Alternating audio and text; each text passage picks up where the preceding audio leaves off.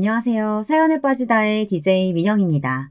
오늘도 첫 번째 사연 시작하기 전에 구독과 좋아요 버튼 눌러주시고요. 그럼 오늘의 사연 함께 시작해 볼게요. 안녕하세요. 저는 곧 50이 되는 여자입니다. 결혼한 지 시간이 꽤 흘렀는데도 저는 아직도 시댁이 불편해요. 사실 솔직하게 말해서 시댁이라면 아주 치가 떨립니다. 그 정도로 싫어요. 저는 지금까지 살면서 누구한테 미움 한 번 받아본 적 없이 살았는데요. 외동딸로 부모님의 사랑을 아주 듬뿍 받으며 자랐죠.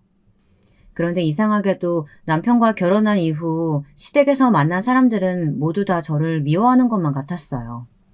제가 그런 말을 할 때마다 남편은 그럴 리 없다고 누가 저처럼 마음씨가 고운 사람을 미워하겠냐고 했지만 저는 전혀 위로되지 않았습니다.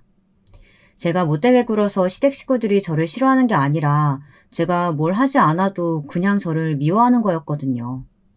제가 그렇게밖에 생각할 수 없는 게 시부모님도 아주버님도 손이 동서도 모두 다 저를 탐탁지 않아 했어요. 저도 처음엔 제가 너무 예민한 것일지도 모른다고 생각했습니다. 그런데 그게 아니었어요.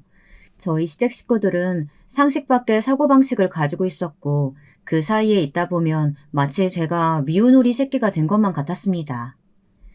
시댁 식구들에게 이질감을 처음 느낀 건 결혼식을 올린 직후였어요. 식을 올리고 신혼여행에 가기 전 잠깐 시댁에 들렀는데 제가 온 줄도 모르고 시어머니와 바로 위에 형님이 제가 가져온 패백 음식을 가지고 험담을 하고 계시더라고요. 어이구, 패백 음식은 자고로 정성이 중요하다고 잘 알아보고 하라니까. 예식장에서 소개한 가게에다가 대충 싼 걸로 했나 보네. 육포가 영 시들시들한 게 국산이 아니다. 패백 음식은 크네. 너희 친정에서 한 게 맛있었는데. 어머님, 비교할 걸 하셔야죠. 그 집은 워낙 유명해서 1년 전부터 예약해놔야 받을 수 있는 곳이었어요. 어쩐지 품격이 다르다 했어. 그나저나 이걸 쪽팔려서 어디다 내놓는다니? 식구들 앞에 술 안주로 내놓기도 창피하다.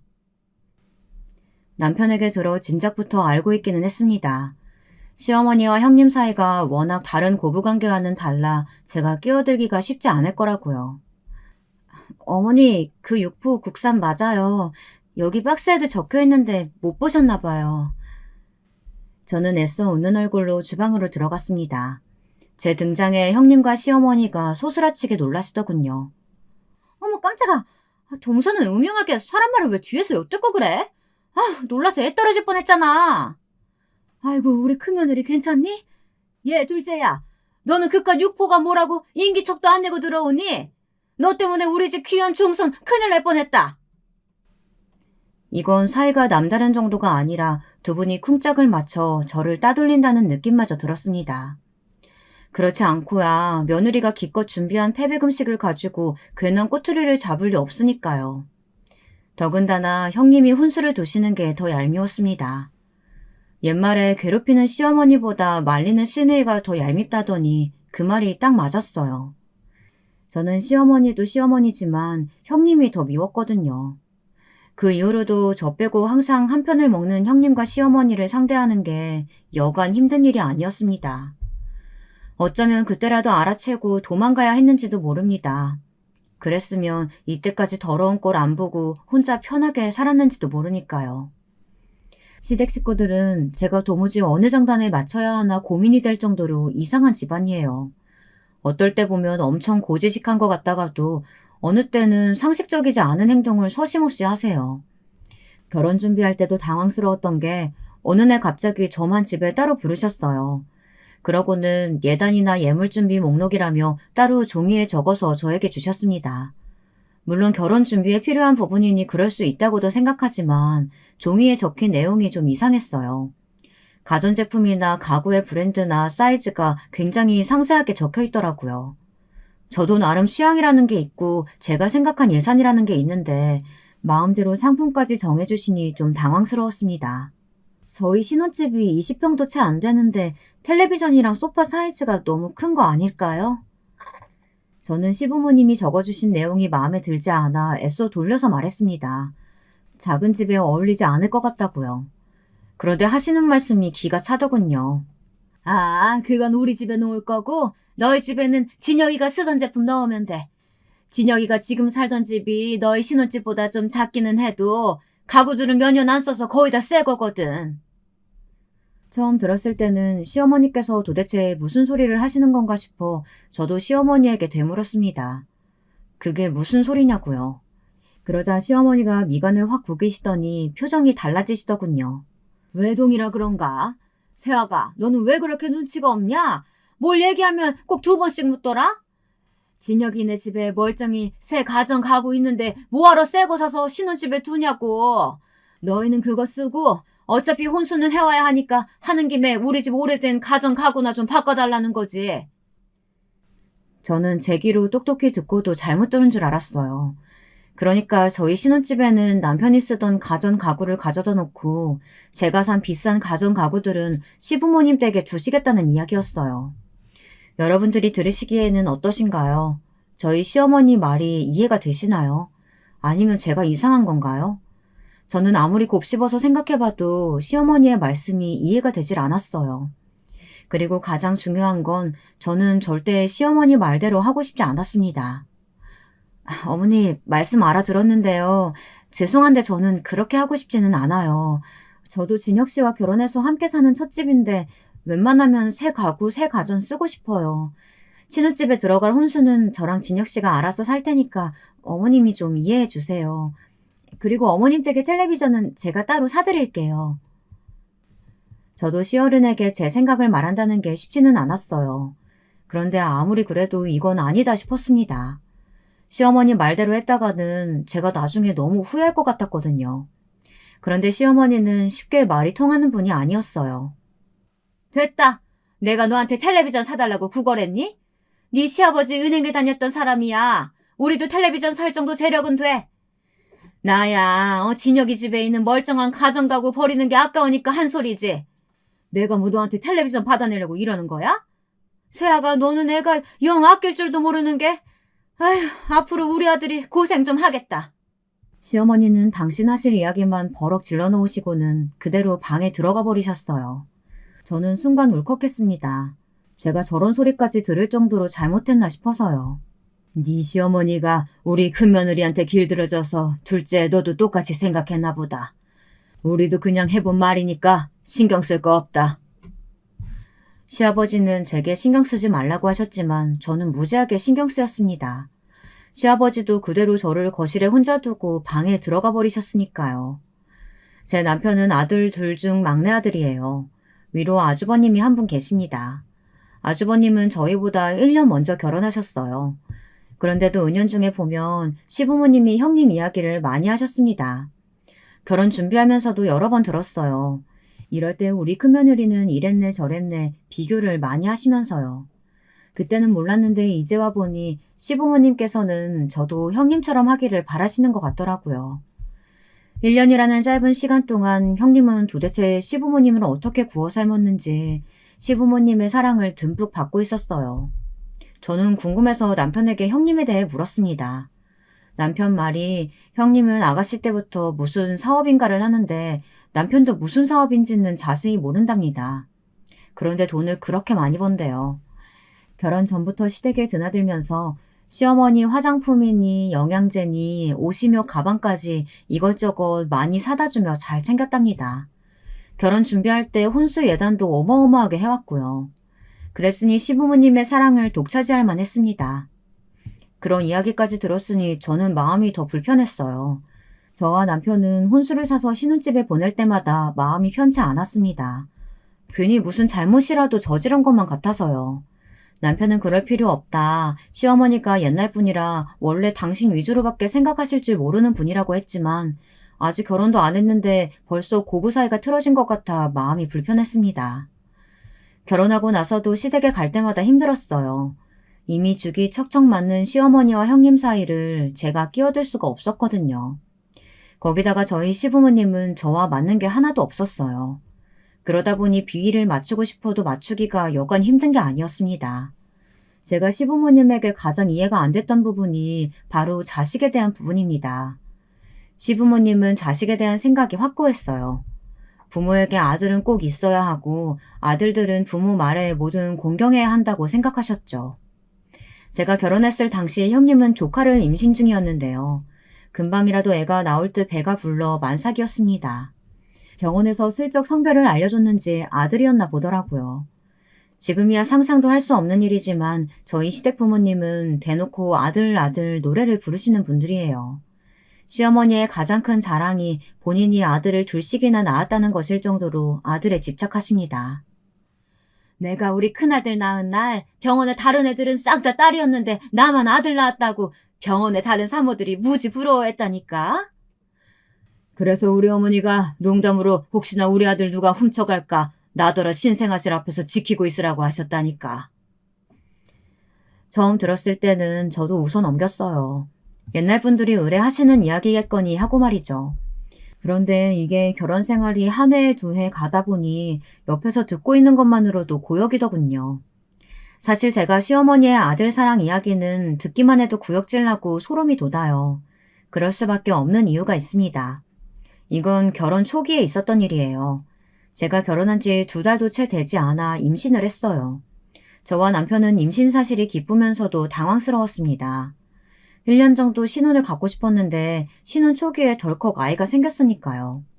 생각보다 일찍 찾아왔어도 저와 남편은 기쁘게 받아들이기로 했습니다.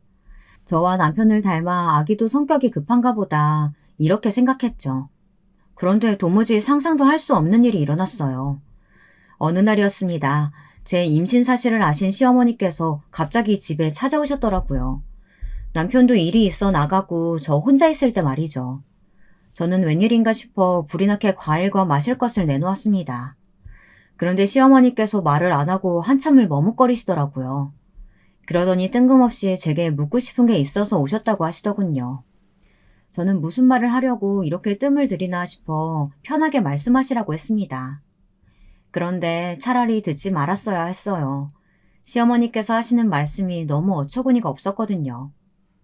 우리 집안에 큰일이 있을 때마다 도와주신 용한 분이 계신데 그분 말이 우리 둘째 아들 팔자에는 아들이 귀하대. 그래서 절대 혼자 내는 아이 가지면 안 된다고 했어. 그러면 그때부터는 평생 무조건 딸이라고. 아들은 구경도 못한다고 했다니까. 저는 시어머니의 말을 듣고도 처음엔 무슨 소리를 하시는 건가 이해가 되질 않았습니다. 혼자 내 갖는 아이가 어쩌고 결혼 이후에 갖는 아이가 어쩌고 하시는데 임식도 올리고 임신도 한 저에게 무슨 소리를 하고 싶으신 건가 저는 멍하니 시어머니만을 바라보았습니다. 그러자 시어머니께서 이내 답답하셨는지 가슴을 퍽퍽 치시더군요. 아이고 답답해. 괜히 돌려 말하려니까 답답해 미치겠다. 그냥 단도직입적으로 물을게. 지금 가진 아이 몇 주나 됐냐? 둘째 너 시골리고 나서 아이 임신한 거 맞아? 아니면 설마 너희 결혼 전에 생긴 거야? 순간 저는 누군가 제 머리통을 세게 때린 줄 알았습니다. 머리가 띵했어요. 저는 너무 황당해서 무슨 소리를 하시는 거냐고 언성을 높였습니다. 어머니 설마 지금 제 아이가 아들이 아닐까봐 이러시는 거예요?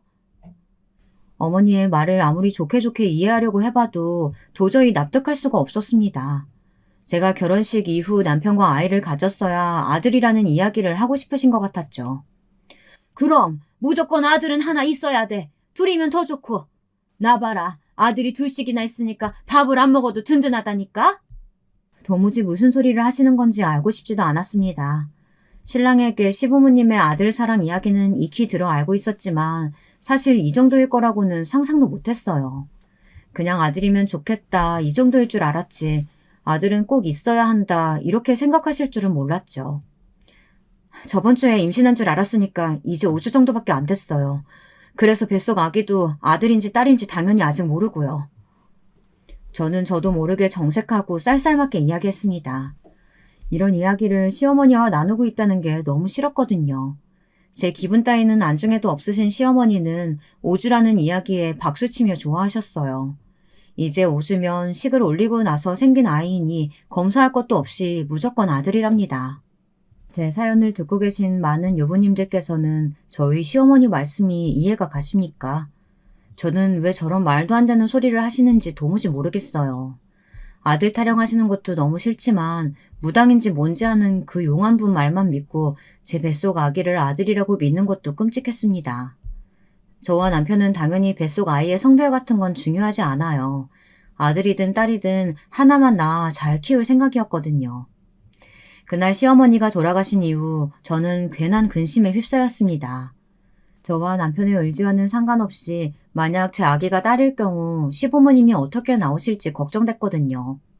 설마 형님네 조카랑 우리 아가를 비교하고 차별하시는 건 아닐까 하는 걱정부터 아들을 낳을 때까지 아이를 낳아야 한다는 말도 안 되는 사고방식을 들이밀면 저는 어떻게 해야 하나 마음이 불편했죠. 제가 얼마나 신경을 썼는지 그날 이후 몇 날 며칠을 한숨도 자지 못했어요. 입덧이 너무 심해 식욕도 없는 와중에 잠까지 설치니 컨디션이 너무 안 좋았습니다. 당시에 회사를 다니고 있던 때라 임신 중인데도 하루하루 다르게 살이 빠졌죠. 남편은 제 걱정하느라 본인도 힘들어했어요. 저에게 시어머님 말은 신경 쓰지 말라고 하면서도 본인도 나름 스트레스를 받는지 남편까지 살이 빠지더라고요. 그러던 중 명절이 다가와 시댁에 갔습니다. 시댁은 잔치 분위기였어요. 형님 조카가 이제 막 벽을 잡고 서서 엉덩이를 흔들며 예쁜 짓을 할 때라 시부모님이 조카에게서 눈을 떼지 못하셨거든요. 내년이면 우리 둘째 손주까지 태어나서 집이 아주 시끌벅적하겠구나. 근데 둘째, 너는 얼굴이 왜 그 모양이야? 임신한 애가 굶지 말고 잘 먹어야지. 그래야 우리 손주도 건강하지. 시아버지는 마른 제 얼굴을 보고 힘들어도 잘 챙겨 먹어야 한다고 연신 잔소리를 하셨어요.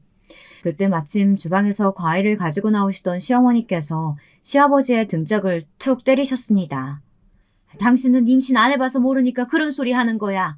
아들 가지면 원래 초기에 입덧도 엄청 심하고 살도 막 빠져요. 안정기 들어가야 그때나 먹을 게 좀 땡기지. 둘째야, 이거 내가 백화점에까지 가서 사온 사과인데 이것 좀 먹어봐라. 내가 네 남편 가졌을 때 매일 사과만 먹었다니까. 제 뱃속에 아들이 있다고 말한 적도 없는데 시어머니는 이미 제 아이를 아들이라고 여기저기 소문내고 다니셨어요. 그 용하다는 점쟁이 말만 믿고요. 저는 시댁만 갔다 오면 속이 더부룩하고 소화가 더 안 됐습니다. 그쯤 되니 뱃속의 아이가 아들이 아니면 안 될 것만 같은 느낌마저 들었죠. 심지어 귀에 딱지가 생기게 듣다 보니 저도 언제부턴가 제 뱃속 아기가 아들이었으면 좋겠다고까지 생각했다니까요. 모두를 위해서 말이죠. 그런데 인생이라는 게 참 뜻대로 되지를 않습니다. 저는 딸을 낳았어요. 진통을 12시간 넘게 하고 힘들게 아이를 낳았을 때까지만 해도 괜찮았는데 간호사가 딸이라고 말하자마자 저도 모르게 정신을 잃었습니다. 아마 그 정도로 제가 걱정하고 있었던 것 같아요. 제가 아들을 낳지 못하면 어쩌나 근심에 휩싸여서요. 아이를 낳고 2주가 지날 때까지 시부모님은 저를 보러 오지 않았습니다. 저뿐만이 아니라 우리 아이까지도요. 처음엔 억울해서 눈물만 나왔는데 며칠이 지나자 혼자 씩씩거릴 정도로 화가 나더라고요. 저는 애꿎은 남편을 쥐잡듯 잡았어요. 당신 부모라는 사람들은 어쩜 이 정도로 못돼 먹을 수가 있느냐고요. 남편은 제게 미안해하면서도 한편으로는 차라리 이대로 시부모님이 안 오셨으면 하는 것 같았어요. 남편도 제 앞에서는 대놓고 말하지 않았지만 시부모님을 많이 힘들어했거든요. 남편과 시부모님 사이에도 사연이 좀 있어요. 남편이 둘째 아들이기는 해도 집안의 가장이나 다름없었습니다. 지금이야 아주버님이 대기업에 다닌다고 어깨에 힘을 팍 주고 다니시지만 사실 남편이 그 뒷바라지를 다 했더라고요. 남편은 학원이 없는 사람이었습니다. 고등학교까지 전교 5등 안에 드는 모범생이었는데 수능을 망쳤어요. 무조건 연고대 아니면 성균관대도 생각하던 사람이었는데 시험을 망쳐 서울 4년제도 쉽지 않게 되자 재수를 하겠다고 마음을 먹었나 보더군요. 그런데 때마침 집안에 일이 생겼답니다. 시아버지께서 남편이 고등학교 때 다니시던 은행에서 명예퇴직 대상자가 되어 회사를 그만두셨거든요. 당시에 고작 40대 중반이었던 시아버지는 절망에 빠져 많이 힘들어하셨대요. 그러다 아는 분의 권유로 은행에서 받은 퇴직금을 사업 투자와 주식에 모두 투자하셨답니다.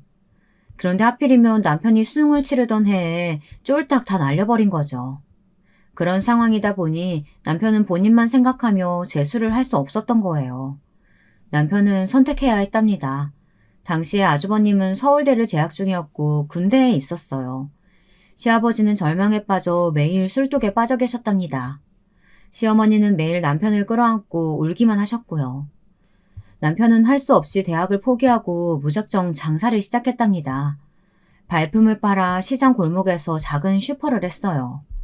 시장 사람들을 상대로 하는 장사라 외상도 많고 배달도 많아 한시도 쉬지 못하고 일했대요. 20살밖에 안 된 어린 남자가 혼자 힘으로 가게를 운영한다는 게 여간 힘든 일이 아니었을 텐데 남편은 군대에 가기 전까지 돈을 꽤 모았답니다. 당시에 그 돈이면 집을 사지는 못해도 작은 빌라 전세금 정도는 됐다니 무지 번 거죠.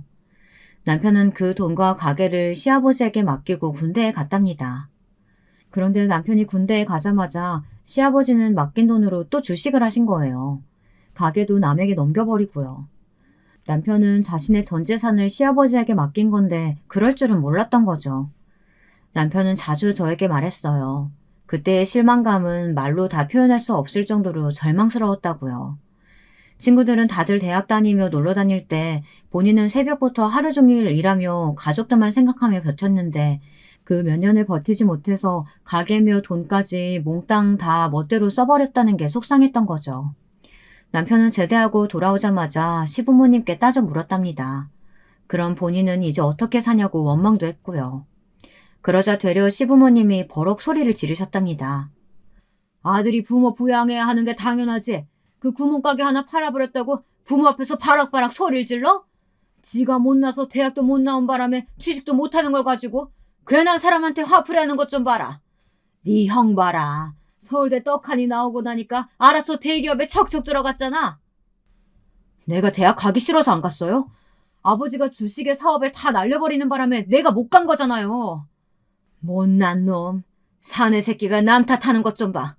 아들놈이요 부모 형제한테 그거 몇 푼 도와줬다고 너 지금 생색내냐? 아버지 고정하세요. 진혁이가 이제 막 군대 제대하고 앞으로가 얼마나 막막하고 불안하면 저러겠어요. 아이고 그러게 내가 남자는 무조건 대학이라도 나와야 사람 구실 한다고 그랬잖아. 그래도 네 형이 떡하니 대기업 들어갔으니 다행이지. 너도 지금부터라도 어떻게 살지 잘 궁리 좀 해봐. 네 형 정도는 못해도 중간은 가야 할 거 아니냐. 그러니까 옛날 일은 그만 떠들고 열심히 해. 남편은 그때 알았답니다. 가족들은 자신의 희생 같은 건 전혀 중요하게 생각하지 않는다는 걸 말이죠. 차라리 집안이 힘들었어도 자신도 이기적으로 재수하고 대학에 갔으면 부모 형제에게까지 이런 취급은 안 받았을 거라고요. 시부모님이 하도 아들 타령하길래 아들이라면 아주 애지중지하신 줄 알았더니만 그것도 아니더군요. 저는 남편 말대로 시부모님과 이대로 인연을 끊는 게 나을지도 모르겠다 생각했어요. 멋대로 아들이라고 착각하시고는 아들 며느리가 딸을 낳았다는 이유로 가출산한 며느리에게 전화 한 통 없으시다는 건 제 상식으로 이해할 수 없었거든요. 그런데 제가 딸아이를 낳은 지 한 달이 돼서야 시어머니가 집에 찾아오셨어요. 형님과 함께 말이죠. 저는 표정 관리가 되질 않았습니다. 마음 같아서는 인사도 나오질 않았어요. 그런데 시어머니와 함께 온 형님이 설레발을 치더군요. 시어머니께서 형님네 조카를 봐주시느라 바빴다고요. 동서 너무 서운해하지 마. 내가 하는 일이 많아서 너무 바쁜 거 알지? 어머니가 나 대신해서 우리 아들 봐주시느라 바빠서 못 와보신 거야. 어머 어머니 요 귀요미 좀 보세요. 저는 아들만 키워봐서 그런가 여자애는 또 다른 맛이 있네요. 다른 맛은 무슨? 여자애가 어디 있을 때가 있다고? 둘째 너는 진작부터 음흉한 줄 알고 있었지만 어떻게 시어머니 앞에서 그렇게 얼굴색 하나 안 변하고 거짓말을 할 수가 있냐? 기껏 마음을 다잡고 과일과 차를 내온 사람한테 찬물을 끼얹어도 유분수더군요. 제가 도대체 무슨 거짓말을 했다는 건지 이해가 되질 않았어요. 그래서 저는 제가 무슨 거짓말을 했다는 거냐고 따져 물었습니다. 그러자 시어머니가 오히려 붉어진 얼굴로 언성을 높이시더군요. 내가 말했잖아. 결혼 전에 생긴 애는 무조건 딸이라고. 너 이제 어쩔 거야? 저 애물단지 낳아놔서 이제 우리 둘째 아들한테 영영 딸은 없을 거라잖아. 사람이 어쩜 저렇게 수치심이라고는 모르고 자기 생각대로 떠들 수 있을까요? 저는 더는 참을 수가 없었습니다. 표정 관리가 안 됐어요. 무슨 그런 말 같지도 않은 소리라세요? 우리 딸 38주 2일 정확하게 태어났어요. 주수로 봐도 결혼하고 나서 생긴 아이라고요. 그딴 사이비 교주 같은 점쟁이 말만 믿고 어디서 제 딸한테 애물단지라는 막말을 하세요? 어머 동서. 아무리 기분 나빠도 그렇지 어떻게 시어머니한테 그런 막말을 할 수가 있어. 어머니, 우리 그냥 가요. 동서가 아무래도 산후 우울증 같은 게 온 것 같아요. 동서, 힘들면 병원 가서 약을 타다 먹어. 어디서 성질이야? 제가 산후 우울증이 아니고 어머님이랑 형님 머리가 좀 어떻게 된 것 같은데 두 분 다 병원 좀 가보세요. 뭐야? 너 지금 말 다 했어? 제 말에 뒷골을 잡으며 소리치는 시어머니를 형님이 저를 흘겨보더니 이래서 못 배운 사람하고는 상종을 하지 말아야 한다면서 막말을 퍼붓고 시어머니를 데리고 가버렸습니다. 저는 너무 화가 나고 열받아서 손이 다 덜덜 떨렸어요. 시어머니든 형님이든 머리채를 잡아 다 뽑아버려도 속이 풀릴 것 같지 않았습니다. 그날 일로 많은 것이 변했어요. 남편이 난리가 났거든요. 남편은 그날 저녁 시댁에 쫓아갔습니다. 남편은 화가 나서 잔뜩 붉어진 얼굴로 시댁에 쳐들어갔는데 시댁은 무슨 잔치 분위기였답니다. 형님이 비싼 랍스터를 사줬다면서 시부모님과 먹고 들어오는 길이었대요. 남편은 그 꼴을 보자마자 속이 뒤집어져서 선전포고를 하고 왔답니다. 시부모님과 아주버님 네하고 아예 인연을 끊고 살겠다고요. 당연히 시부모님은 난리가 나셨죠. 아들이 당신들 말에 토를 달아도 바로 욕이 날아오시는 분들인데 인연을 끊겠다고 하니 노발대발하셨습니다.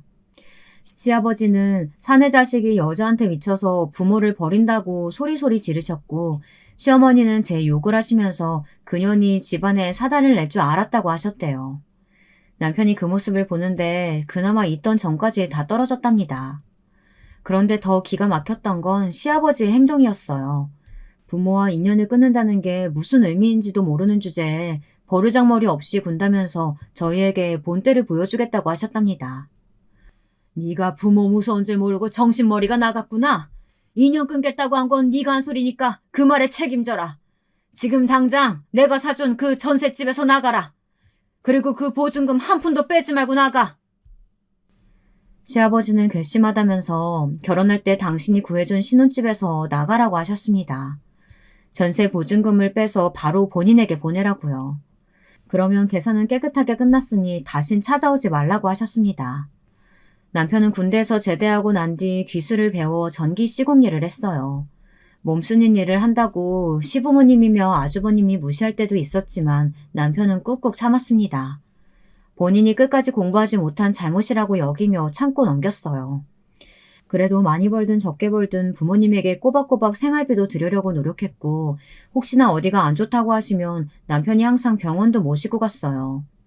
반면 아주버님네는 항상 일 핑계를 대며 돈만 드렸죠. 남편은 할 말은 많았지만 정말 이대로 부모님과 끝이라는 생각에 속상하고 억울한데도 마지막이다 생각하고 꾹 참고 집을 나왔답니다. 그리고 그 이후 저와 남편은 시아버지 말대로 했어요. 살던 전셋집을 나와 보증금을 보내드리고 저희 세 가족은 친정으로 들어갔습니다. 친정 부모님은 저와 남편을 볼 때마다 안쓰러워하셨어요. 무슨 그런 부모가 다 있냐고요. 저와 남편은 이제와 누구를 원명해봐야 소용없다고 생각했습니다. 지난 날은 잊고 다시 시작하기로 했어요. 보기만 해도 배가 부른 우리 딸아이를 위해서요. 그때부터 저와 남편은 쉬지 않고 열심히 살았습니다. 친정 부모님께 신세를 지는 건 죄송했지만 당분간 신세를 지며 하루라도 돈을 빨리 모아 집도 사고 보란듯이 딸아이도 훌륭하게 키워내자 싶었죠. 친정 부모님은 남편에게 투자를 해주셨어요. 워낙 남편이 성실한 사람이라는 걸 아시는 친정 부모님은 이제 나이도 있으니 몸쓰는 일보단 그 일을 바탕으로 해서 자기 일을 해보라며 밀어주셨죠. 남편은 친정 부모님의 힘에 입어 사업을 시작했습니다. 전기 시공할 때 거래하던 가게를 인수했어요. 그렇게 몇 년을 정신없이 살았습니다. 남편은 보란듯 회사를 잘 키워보겠다며 쉬지 않고 열심히 일했어요. 남편은 사업수단이 있는 사람이었어요. 사업을 시작한 지 얼마 되지 않아 회사는 금세 흑자로 돌아섰고 1년 만에 직원을 3명이나 뒀어요. 덕분에 저는 회사를 그만두고 딸아이 열심히 키우며 남편 내조를 할 수 있었죠. 그때까지도 시댁 식구들과는 일절 연락을 하지 않았어요. 그런데 제 딸이 초등학교에 입학한 해 남편에게 아주버님이 연락을 해왔어요. 남편은 그래도 하나뿐인 조카가 내심 마음에 걸렸나 보다 싶어 전화를 받았답니다. 우리가 몇 년 동안 연락 안 하고 지내기야 했지만 그래도 핏줄인데 어떻게 평생 면을 끊어. 아버지 어머니도 연세 많이 드셔서 마음 약해지셨어. 이번 명절에는 재수씨랑 꼭 와라. 아버지가 사셔봐야 몇 년이나 더 사시겠냐? 한치 건너 두치라고 저야 시부모님이시니 몇 년 동안 안 보고 살아도 힘든 거야 없었지만 남편은 그렇지 않았겠죠. 아주버님 연락을 받고 남편도 마음이 많이 쓰였나 보더군요. 제게 티를 안 내려고 했지만 제 눈에는 훤하게 보였어요. 저는 고민 끝에 제가 먼저 남편에게 손을 내밀었습니다. 우리 딸아이도 이제 초등학생인데 평생 할머니 할아버지 얼굴도 모르게 살게 할 수는 없으니까요. 남편은 며칠 생각하는 것 같더니만 제 말이 맞다면서 이번 명절에는 시댁에 가보자고 했어요. 이렇게 시간이 흘렀는데도 변한 것 없이 그전과 똑같은 모습이면 정말 연을 끊겠다고요. 그런데 저희가 너무 많은 걸 바랬나 봐요. 아주버님이 저희에게 연락해온 건 말처럼 가족을 걱정해서가 아니었습니다. 시부모님께서 연세가 드시니 신경 쓸 게 많아서 힘들었던 겁니다. 아무래도 이제 여기저기 몸도 아프기 시작하고 식사도 챙겨 드시기 힘들어 하시니 자꾸만 큰아들인 아주버님에게 합가하자고 한 것 같더라고요. 그 문제로 그렇게 사이좋던 형님과 시어머니 사이가 틀어졌답니다. 아주버님은 어차피 조카를 시어머니께서 키워주고 계시니 이 김에 합치자고 했다는데 형님이 노발대발 하신 거죠. 거기에 시어머니는 성이 나신 거고요. 내가 지금까지 네 새끼 키우느라 어깨며 허리며 성한 곳이 없는데 뭐? 이제 와서 늙은 시부모 버리겠다는 거냐? 버리긴 누가 버렸다고 그러세요. 제가 지금까지 번 돈으로 생활비 안 들였으면 어머니 아버님이 지금까지 사실 수나 있었겠어요? 맏며느리가 시부모 모시고 사는 게 당연하지. 어디서 돈돈거리고 있어? 부모한테 준 돈 아깝다는 거야 뭐야? 잔말 말고 너희 사는 아파트 정리해서 당장 들어와라. 네 시어머니 첫째 네 아들 키우다가 골병 들여서 이제 내 밥도 못 차리겠단다. 시부모님과 큰형님 사이 갈등은 점점 깊어졌다네요. 그래서 아주버님이 저희에게 연락을 한 거였어요. 같은 자식인데 장남이 무슨 잘못이 있다고 장남한 부모를 모셔야 하냐고요. 저희는 오랜만에 만나서도 여전히 당신들밖에 모르는 시댁 분위기에 기가 막혔어요. 하지만 지금은 싸울 때가 아니었습니다. 오랜만에 만난 시부모님이 많이 쇠약해 보이시긴 하더라고요. 어쩐지 마음이 좋지 않았습니다. 특히나 시아버지가 안 좋아 보이셨어요. 살도 많이 빠지시고 자꾸만 화장실을 드나드시는 게 영 어디가 불편하신 것 같더라고요. 저는 왜 그러시냐고 어디가 안 좋은 거 아니냐고 물었습니다. 그러자 시아버지는 평생 없었던 변비가 갑자기 생겨서 고생하고 있다고 하시더군요. 저는 아무래도 이상해서 시아버지에게 병원에 가보자고 했습니다. 제가 어릴 때 외할아버지도 비슷한 증상을 겪으셨는데 대장에 암이 생기신 거였거든요. 제 말에도 시아버지는 고집을 부리셨어요. 무슨 변비가 주고 병원을 가느냐고요. 약국에서 변비약 사서 먹고 있으니 신경 쓰지 말라고 소리를 지르셨습니다. 몇 년 만에 나타나서 괜히 겁주고 귀찮게 한다고요.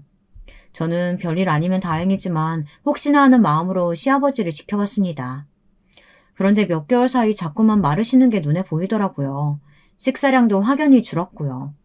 저는 싫은 소리를 들을 각오를 하고 시아버지를 끌고 병원에 갔습니다. 시아버지에게는 변비에 직방인 약을 잘 지어주는 병원이 있으니 가보자고 설득해서 모시고 갔습니다. 그런데 병원에 가자마자 분위기가 심상치 않았어요. 의사 선생님이 잠깐 내진을 해보시더니만 바로 내시경을 해야 할 것 같다고 하더라고요. 저와 시아버지는 조직검사까지 하고 마음을 졸이고 있었는데 시아버지께서 직장암 판정을 받았어요. 불행 중 다행인 건 일찍 발견한 편이라 다행히 수술만 하면 괜찮을 것 같다고 하더라고요. 그 이후 저와 남편이 서둘러서 시아버지는 금방 수술을 받았습니다. 지금은 다행히 수술 잘 받으시고 완치 판정을 받으셨어요. 1년 정도 고생하기는 했지만 다행히 잘 버티셨습니다. 그 1년 동안 우리 가족과 시부모님 사이에는 큰 변화가 있었어요. 저와 남편이 어깨와 허리가 안 좋으신 시어머니를 대신해 시아버지 병간호를 돌아가며 했거든요. 그리고 시아버지가 완치 판정을 받으시고 얼마 뒤 저희 부부에게도 신기한 일이 생겼어요. 민망하지만 저희에게 늦둥이가 찾아왔어요. 저희는 40이 넘어 생긴 아이보다 시부모님이 더 걱정됐습니다. 또 딸이네 아들이네 하시면서 제 화를 돋구실까 봐요.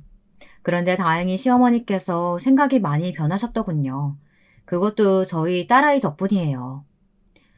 내가 딸 안 키워봐서 걱정했는데 요게 애교쟁이라 같이 있으면 시간 가는지 모르겠더라고. 이래서 다들 딸이 있어야 한다고 하나 봐. 인생이란 참 몰라요.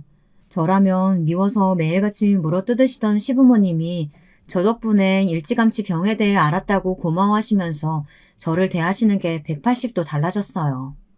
반면 형님은 만면일이라는 게 시아버지가 수술하고 병원에 그렇게 드나드는데도 덜렁 병원비만 보내놓고 연락도 없다고 싫은 소리를 들었죠. 그런데 그런 와중에 일이 또 벌어졌습니다.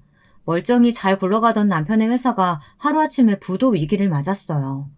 남편은 임신한 저에게 걱정 끼치고 싶지 않아 알아서 어떻게든 해보려다가 그런 거라는데 저는 충격이 이만저만이 아니었습니다. 이래저래 남편 일로 정신없는 와중에 시어머니 생신날이 되었어요. 저와 남편은 바빠서 제대로 준비도 못했는데 형님이 잘 아는 호텔을 예약해놨다고 하시더라고요. 저와 남편 상황이 좋지 않다 보니 호텔은 좀 부담됐는데 아주버님이 남편에게 따로 연락해서 어머니 생신날 식사 비용은 따로 신경 쓰지 말라고 했다더라고요. 남편 일로 저희 부부도 속상하고 정신없겠지만 어머니 생신만이라도 하루 즐겁게 보내자고요. 그래도 시아버지가 수술 받은 이후 아주버님도 저희에게 고마운 마음이 있으셨는지 그 이후로는 저희를 잘 챙겨주세요. 저는 호텔에 가기 전 은행에 들렀습니다. 그래도 시어머니 생신이니 용돈이라도 드려야 할 것 같아 제 통장에 있는 돈을 다 뽑았어요. 정확하게 30만 원이었습니다. 남들이 보기엔 얼마 안 되는 돈이라고 생각할지는 모르지만 저에게는 굉장히 큰 돈이었어요. 지금 당장 수중에 가진 전 재산이었으니까요. 하지만 아깝지 않았습니다. 그동안 저희가 감정이 상해서 시부모님과 몇 년 동안 안 보고 산 세월이 있었잖아요. 그동안 생신을 한 번도 챙겨드리지 못했으니 제 마음을 담아 성의 표시는 해야 한다고 생각해 가진 돈 전부를 다 봉투에 넣었습니다. 그런데 애써 기분 좋게 향한 시어머니 생신날 일이 또 벌어졌어요. 저희 부부와 딸아이가 호텔에 도착해서 들어가니 시부모님이 두 분 다 버선발로 나오셨습니다. 오느라 너무 고생 많았다며 안아주셨습니다. 회사 사정은 대충 들었는데 부모라고 가진 게 없어 선뜻 도와주지 못한다고 미안해하셨어요. 저희는 좋은 날인데 괜히 분위기를 흐리고 싶지 않아 회사 일은 금방 잘 해결될 테니 걱정하지 마시라고 했습니다. 식사가 끝나고 나서 저희 딸아이가 용돈을 모아 사온 케이크에 불을 켜고 노래를 불렀습니다. 초를 끄고 케이크를 한 조각씩 나눠 먹었는데 시어머니께서 딸아이가 사온 케이크를 너무 좋아하셨어요. 어머, 역시 우리 손녀가 최고네. 할머니, 이렇게 맛있는 케이크는 태어나서 처음 먹어봐. 할머니가 고마워, 우리 손녀. 시어머니가 저희 딸을 예뻐하는 모습이 형님은 배알이 꼬였나 봐요. 너무 티나게 자리에서 벌떡 일어나더니 가방에서 꺼낸 두툼한 봉투를 시어머니에게 건넸습니다. 그래서 저도 챙겨온 봉투를 시어머니에게 건넸어요. 많이 넣지는 못했지만 생신 축하드린다고 항상 건강하시라고 했습니다. 아이고, 큰애는 이 좋은 호텔까지 예약했다면서 뭐하러 또 돈을 줘. 그리고 둘째, 너희한테 내가 이 돈을 어떻게 받냐. 지금 상황 뻔히 힘든 거 아는데. 마음만으로도 고마우니까 너희 둘 다 봉투 다시 가져가. 부모가 힘든 아들들 도와주지도 못했는데 있는 돈까지 뺏어서 되겠니? 시어머니는 고맙다고 하시면서 저와 형님이 드린 봉투를 다시 저희에게 돌려주시려고 했어요. 마음만 받겠다고요. 저는 괜찮다고 어머니 생신인데 자식이 선물 드리는 건 당연하다고 하면서 봉투를 안 받으려고 밀어냈습니다. 시어머니도 완강하게 봉투를 제게 주시려고 했고요. 그러다가 그만 봉투가 바닥에 떨어졌어요. 봉투 안에 있던 돈이 바닥에 흩어졌습니다. 그런데 그때 형님이 자리에서 벌떡 일어나더니만 바닥에 떨어진 제 봉투를 굳이 주워서 금액을 확인했어요. 그러더니 한다는 소리가 가관이었습니다. 어머, 30? 동서, 아무리 힘들어도 그렇지 요즘 세상에 돈 30이 돈이라고 넣었어? 설마 동서 거지야? 이 돈으로는 오늘 밥값도 안 나오겠다. 아휴, 그렇게 손이 작으니까 사업이 잘 될 턱이 있나. 사람은 참 변하지를 않아요.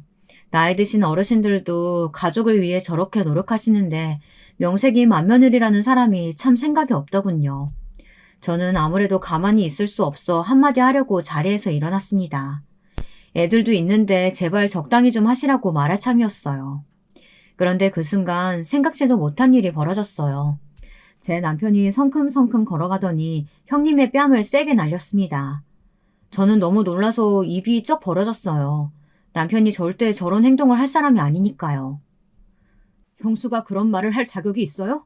내가 누구 때문에 망했는데요. 내가 지금까지 말 안 하고 있었던 건 다 형 생각해서 참은 건데 더는 안 되겠네요. 형수 카드값이며 통장 다 뒤져봐. 형수 분명히 형 모르게 뒤로 무슨 짓 하고 있을지 모르니까. 저는 이게 다 무슨 소리인가 싶었습니다. 남편 사업이 형님 때문에 망했다니 말도 되지 않았어요. 알고 보니 형님은 무서운 사람이더군요. 지금까지 사업한다고 유난을 떨더니만 글쎄 그 사업이라는 게 다단계였어요. 그러고 보니 형님이 시어머니에게 가져다 준 화장품이나 가방에 적힌 브랜드가 생전 처음 보는 이름들이기는 했어요. 제가 이건 어디 거냐고 물어도 좋은 거라고 외국에서 만든 거라 제가 모를 거라고 무시하더니만 그게 다 다단계 회사에서 만든 제품이었더라고요. 다시 시부모님과 왕래하기 시작했을 때 형님이 남편네 회사로 몇 번 찾아왔대요. 그러면서 화장품이니 영양제니 하는 것들을 남편 회사 직원들에게 나눠주고 직원들에게까지 영업을 했습니다. 여러분은 혹시 다단계 하는 사람들 보신 적 있으신가요? 다단계 하는 사람들은 자기가 다단계 하는 사람이라고 절대 이야기 안 하잖아요. 그런데 말은 또 얼마나 잘해요. 남편 회사 직원 중에도 2명이나 홀라당 넘어가 형님이 하는 사업이라는 그 다단계에 가입했고 남편도 몇 번 물건을 팔아줬답니다. 그때까지만 해도 남편은 형님이 하는 일이 다단계인 줄 몰랐으니까요. 그런데 남편 직원 중 한 명이 형님네 회사 물건을 팔다 부작용으로 고소를 당한 거예요.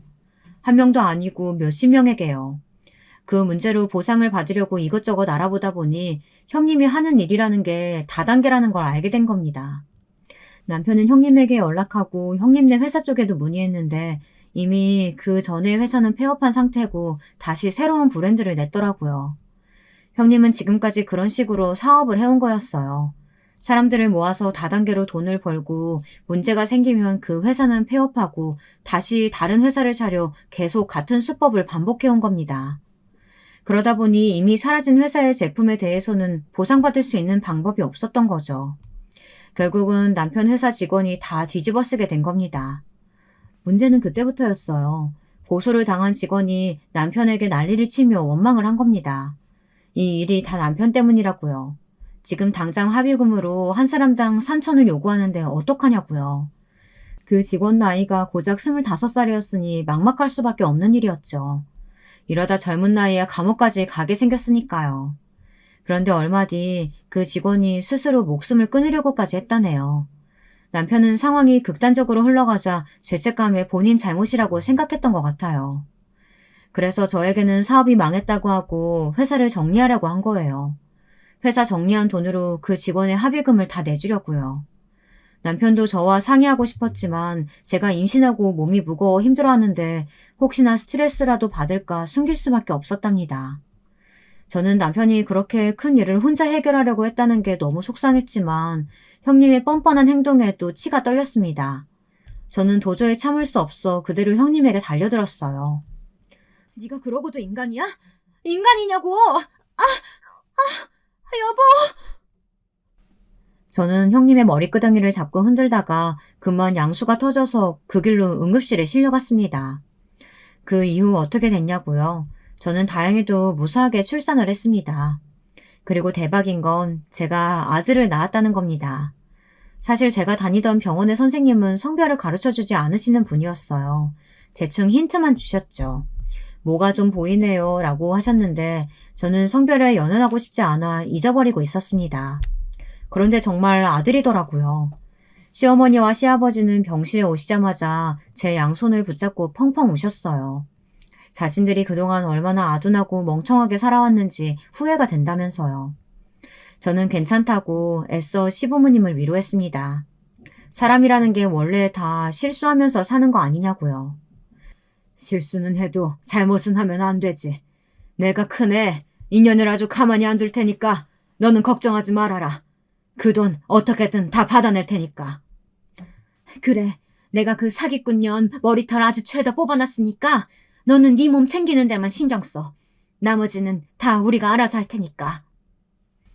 제가 병원에서 아이를 낳는 동안 시어머니는 아주 형님의 머리털을 다 뽑아놨답니다. 그뿐만이 아니었어요. 아주버님도 형님이 화장품 관련 사업을 하는 줄 알았지 다단계라고는 생각도 못 하셨대요. 이제서야 알았다는 거에 너무 미안해하시며 아주버님이 책임지고 정리하겠다고 하셨답니다. 아주버님은 형님을 자수시키려고 부단히도 애쓰셨어요. 그러지 않으면 이혼하겠다고요. 그런데 뻔뻔한 게 어디 변하나요? 형님은 절대 자수하지 않으시겠다면서 차라리 이혼하겠다고 하셨대요. 아주버님과 형님은 결국 이혼 소송을 했어요.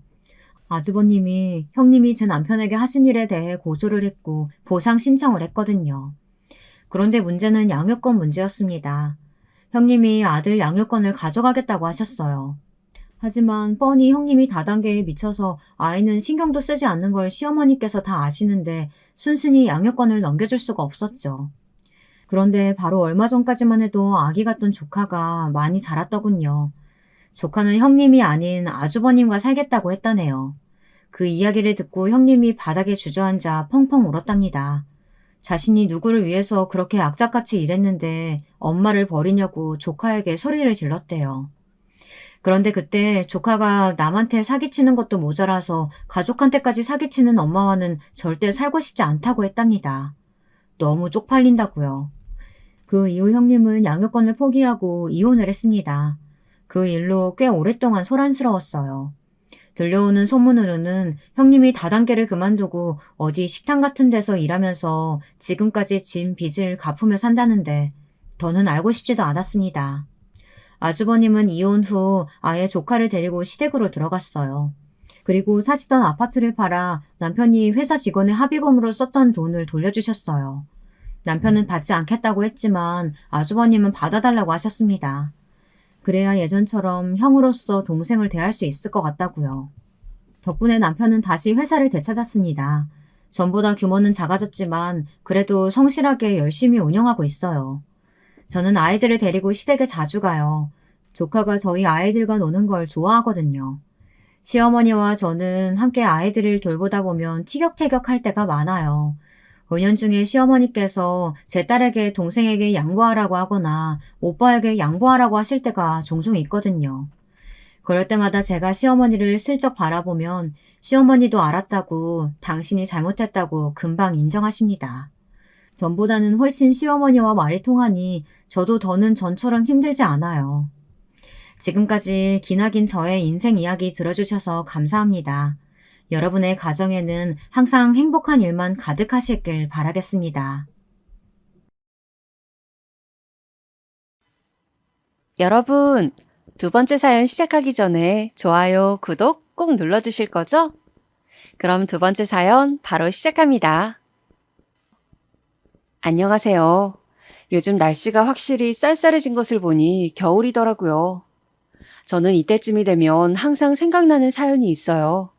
그래서 평소에 사연을 듣기만 하다가 용기 내어 신청하게 되었습니다. 저는 서울에 거주하고 있는 50대 후반의 여자입니다. 우리 가족에게 일어났던 일이라 처음엔 고민도 했었지만 우리 가족은 당당하고 여러분들이 아셨으면 좋겠다는 생각이 들어서 제보하게 되었어요. 정확히 말하자면 제 얘기라기보단 우리 딸에게 일어난 사건이에요. 남편과 저는 옛날에 어른들끼리 주선하신 선자리에서 만나게 되었어요. 처음에는 선이라는 게 부담스럽고 아직 결혼할 준비가 되지 않아서 나가기 싫었던 기억이 나요. 부모님이 억지로 마련하신 자리라 정말 가기가 싫었거든요. 그래도 어떻게 떠밀려서 나간 자리였는데 생각보다 말이 잘 통하더라고요. 첫눈에 반한 것은 아니었어요. 그런데 사람이 참 다정하더라고요. 우리 부모님, 특히 아버지가 정말 엄격하신 편이었는데 그래서 남편에게 더 끌렸었어요. 제가 무슨 말을 해도 다 받아주고 이해해주고 얘기가 잘 통했지요. 사실 남편의 외모는 제 취향이 전혀 아니었거든요. 그런데 제가 박물관 가는 것도 좋아하는데 남편도 그렇더라고요. 관심사도 갖고 둘이 얘기하는 것도 재밌고 그러다 보니 자연스럽게 자주 만나게 되었어요. 나중에 남편에게 말을 들어보니 남편도 저와 같았더라고요. 둘 다 첫눈에 반해서 불같은 사랑을 한 것은 아니지만 천천히 서로의 인생에 스며드는 연애를 했어요.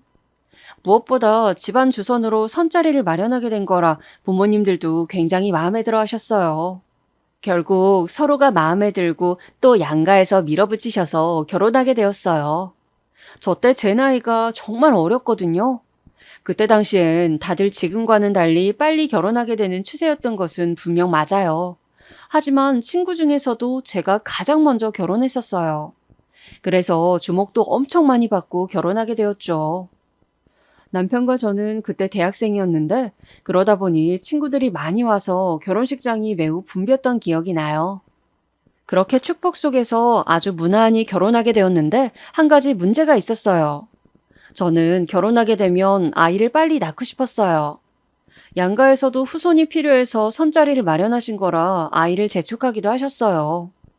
하지만 마음은 굴뚝 같은데 아이가 도저히 생기지를 않았어요.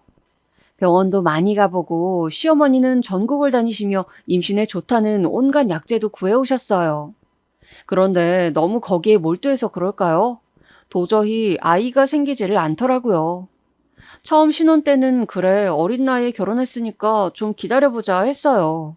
하지만 그게 몇 년이 지속되니까 심적으로 정말 많이 힘들었어요. 심지어 제가 친구 중에 제일 먼저 결혼했다고 했잖아요. 몇 년 있으니까 친구들도 많이 결혼하기 시작했어요. 그런데 저보다 늦게 결혼한 친구들이 아이를 낳기 시작하더라고요. 심지어 결혼식을 올리기 전에 아이를 먼저 낳은 친구도 있었어요. 저는 그렇게 가지기 힘든 아이를 친구들은 아주 쉽게 가지더라고요. 그때 정말 힘들었던 기억이 납니다. 제가 정말 속상했던 것은 막상 검사해보면 저와 남편 둘 다 문제가 없다는 사실이었어요. 나이도 어리고 딱히 문제될 것이 없다고 하더라고요. 차라리 명확한 문제가 있으면 해결을 하면 되는 건데 그게 아니니까 더 속상했었어요. 양가에서도 제가 너무 우울해하고 힘들어하니까 더 재촉하지 않으셨어요. 저에게 마음을 편하게 먹으라고 하셨죠. 그런데 그것조차 저는 힘들더라고요. 나중에는 친구들 아기도 보는 게 힘들어졌어요. 그래서 친구들과 연락도 끊었어요. 제가 도저히 감당할 자신이 없었으니까요. 그때는 지나가는 아이만 봐도 눈물이 나와서 길에 지나가는 것도 매우 힘들어했죠. 기분이 좋아지려고 산책을 해도 결국 공원에서 아이를 보면 눈물이 나오니까 도망치듯 집으로 돌아오기도 했었어요. 이런 상황이 지속되니까 정말 살도 굉장히 많이 빠졌습니다. 제 성격도 많이 변했어요. 저는 정말 평소에 밝은 편이었는데 저 때 이후로 웃음도 잃고 스트레스 때문에 매우 신경질적인 성격으로 변했어요. 아이를 정말 너무 가지고 싶은데 도저히 생기지를 않으니까요. 남편은 그냥 아이 낳지 말고 우리끼리 평생 살자고 말하더라고요. 그렇게 저도 체념하고 다시 건강을 회복하려고 맛있는 것도 많이 먹으러 다니고 친정에도 훨씬 자주 가고 마음을 편하게 먹었어요. 그런데 정말 기적 같은 일이 일어났어요. 그날따라 몸이 이상하더라고요. 그리고 사람의 촉이라고 하죠? 저는 그게 다른 사람보다 훨씬 발달한 편이었어요. 뭔가 이상한 기분이 들어서 병원에 갔더니 글쎄 아이가 생겼다는 거예요. 저는 믿을 수가 없어서 의사 선생님에게 10번도 넘게 물어봤어요. 너무 현실로 느껴지지 않아서 온몸에 소름이 돋고 이게 꿈인 줄 알았어요. 병원비 수납을 하면서도 간호사 선생님들께 꿈이냐고 물어봤던 기억이 나요. 그렇게 멍한 상태로 어떻게 집에 왔는지도 모르겠어요. 집에 와서 아무것도 하지 않고 소파에 앉아 있었는데 남편이 퇴근하고 집에 들어오더라고요. 여보, 왜 거기서 그러고 있어? 무슨 일 있어? 저는 아무 말도 하지 않고 남편을 바라봤어요. 남편은 걱정이 됐는지 옆에 앉아서 계속 제 안부를 살폈죠. 저는 남편을 끌어안고 울었어요. 남편은 계속 왜 그러냐고 묻더라고요. 여보, 놀라지 말고 들어. 나 임신이래. 그 순간 남편은 정말 돌처럼 굳었어요. 정말이야? 여보, 진짜야? 나 오늘 병원에 다녀왔어. 정말이래. 우리도 드디어 아이가 생겼어. 남편은 저를 끌어안고 울기 시작했어요. 그날 우리 부부는 저녁도 먹지 않고 여기저기 전화하기 바빴어요. 제가 울면서 친정엄마에게 전화했더니 엄마가 정말 놀라더라고요. 임신 소식을 전하자 엄마도 우시고 아버지도 우셨어요.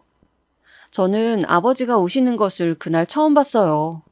그렇게 눈물로 지새운 밤이 지나갔습니다. 바로 다음 날에 시어머니와 친정엄마가 방문하셨어요. 평소에도 시어머니는 저를 정말 예뻐하셨는데 임신하니까 더욱 저를 많이 챙겨주셨어요. 친정엄마는 말할 것도 없고요. 제가 오빠가 한 명 있는데 오빠와 새언니도 계속 뭐를 보내주고 직접 찾아오고 그랬어요. 본인들이 아이를 가졌을 때 좋았던 것들, 챙겨야 할 것들을 정말 꼼꼼하게 알아서 구해줬어요. 그리고 주변에도 여기저기 알리기 시작했어요. 제가 워낙 고생한 것을 다들 알아서 축하를 많이 해주었죠. 친구들은 제 소식을 듣고 정말 너무 잘 됐다고 아기용품 선물도 해주었어요. 이미 아이를 낳은 친구들이 옷들과 장난감은 걱정하지 말라고 정말 축하도 많이 해주고 저도 엄마가 될 생각에 얼마나 신났는지 몰라요. 남편하고 백화점에 가도 아직 나오지도 않은 아이용품을 보러 다녔어요. 성별도 모르는데 어떤 색이 좋을까 얘기도 했었어요. 도저히 참지 못하고 산 아기 신발은 거실 장식장 위에 두고 매일 봤어요. 아기가 나오면 방은 어떻게 할지 둘이 기분 좋은 고민도 많이 했죠. 벽지는 무슨 색으로 할지 아기 침대도 고르고 정말 준비를 많이 했어요. 그런데 하늘도 참 무심하시더라고요. 인생이 쉽지 않다는 것을 저는 그때 알았어요. 제가 집에서 나오다가 계단에서 발을 삐끗해서 넘어졌는데 그게 원인이 되었는지 힘들게 가졌던 아이를 잃게 되었어요. 병원에서 눈을 떴는데 가장 먼저 든 생각이 내 아이였습니다. 남편이 옆에 있길래 아이는 물었더니 남편이 울더라고요. 그때 사실 눈치챘어요. 미친 사람처럼 소리를 지르며 오니까 병원에서 놀라서 달려오더라고요. 저는 정말 살고 싶지 않았습니다. 남들은 잘만 낳는 아이를 나는 도대체 왜 낳지 못하는 건지 자괴감도 들었어요. 태어나고는 아무도 만나지 않았어요. 저를 걱정하는 시선들도 감당하기 힘들었습니다. 남편도 보기가 싫어서 그냥 방에 틀어박혀 있었어요. 살고 싶지 않다는 마음이 어떤 감정인지 그때 알았어요. 그렇게 또 몇 년이 흘렀어요. 지나고 나니까 이렇게 쉽게 말할 수 있네요. 저 때는 저렇게 제 인생이 막을 내릴 줄 알았거든요. 어느덧 친구들의 아이는 초등학교를 들어간다고 하더라고요. 아이를 유산하고 나서는 저도 해탈해서 방에만 있다가 그냥 내 인생에서 아이를 지워버리자 생각했어요.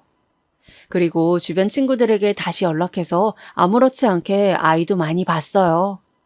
예전처럼 눈물도 나지 않더라고요. 그냥 그렇게 제 인생에 아이는 없는 줄 알았어요.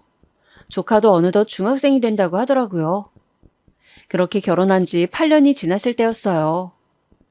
평소와 다름없이 생활하고 있었는데 그날도 무언가 기분이 매우 이상하더라고요. 그 기분은 딱 몇 년 전에 제가 첫 아이를 가졌을 때의 느낌과도 같았어요. 그런데 그때는 뭔가 직접 확인하기가 무서웠어요. 그래서 남편에게 바로 알렸고 남편은 그대로 퇴근해서 집에 왔어요. 도저히 저 혼자 병원에 갈 생각은 들지 않아서 남편의 손을 잡고 같이 갔습니다. 네, 맞아요. 그렇게 저는 두 번째 임신을 하게 되었어요.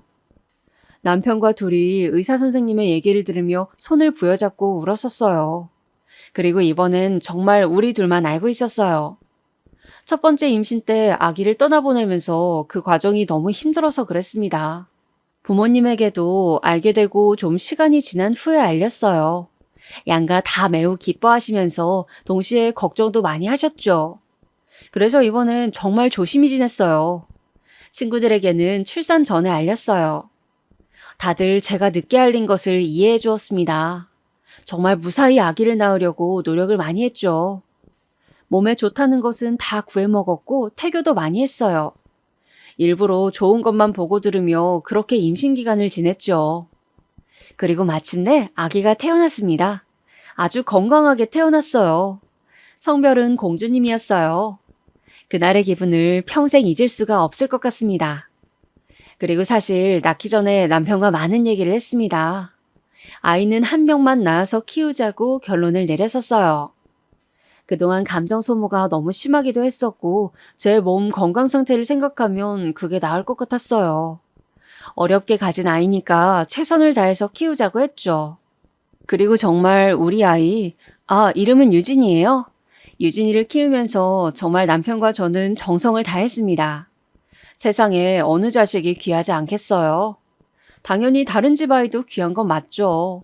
그렇지만 유진이는 우리 부부에게 정말 특별한 아이였어요. 정말 힘들게 가진 아이라서 좋은 건 다 해주고 싶었죠.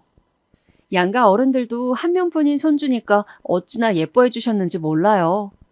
유진이를 키우면서 저는 제가 다시 태어났다고 생각할 정도로 많은 경험을 했어요. 일단 임신도 힘들게 해서 슬픔과 두려움의 감정도 그때 알게 되었고, 또 출산과 육아를 하며 행복이 무엇인지 정확히 알게 되었어요. 사랑을 많이 받아서 그런가 유진이는 굉장히 밝은 아이였어요. 어딜 가도 먼저 사람들에게 다가가고 항상 웃고 있어서 주목도 많이 받았죠.